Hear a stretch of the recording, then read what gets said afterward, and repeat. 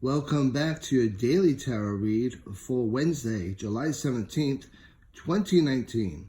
As I normally do, I've already shuffled the deck and separated the three piles.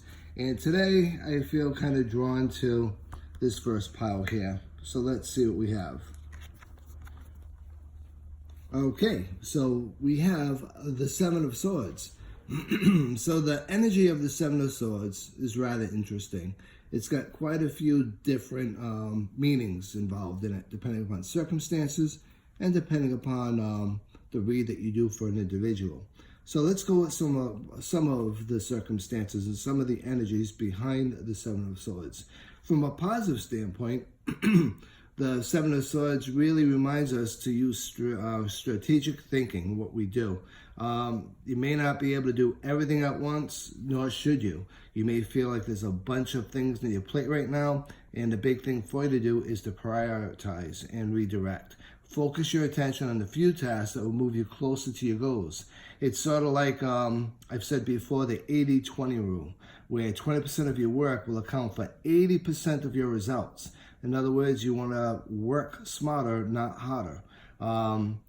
You may be able to accept some responsibilities and some duties, but not all of them. That being said, take the projects on that are most important to you, that have the quickest and most soon deadline. Along with that, the Seven of Swords can suggest that you need to take some shortcuts, maybe even a back door towards what you want. In other words, if you're trying to get a goal accomplished, going the standard way may take you a little bit longer versus going the smarter way might be a little bit quicker to reach those goals.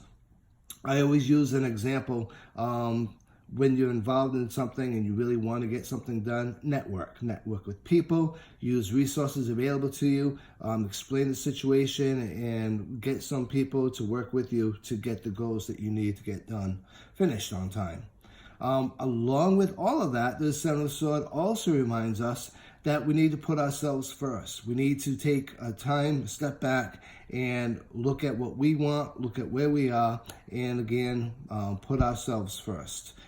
Sometimes it may disappoint other people, but the reality of it is we're here for ourselves and our family. So family and friends and self first sometimes versus work and other engagements.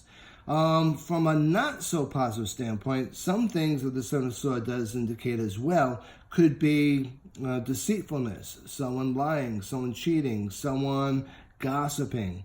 That being said, it could be things that are happening to you or that you might be doing to others. If it's something that you might be doing to others, take a step back from that sort of negative behavior because it never works out well and it's just not a positive way to go forward. And if it's something that someone's doing to you, just be mindful of the fact that today maybe people might be a little bit more gossipy than normal. Best thing to do, maintain that high road, do things that are important to you. So I think this was an incredible card for a Wednesday, and I do hope you enjoyed this reading, and I look forward to seeing you all again tomorrow. Until then, be happy, be safe, and be blessed.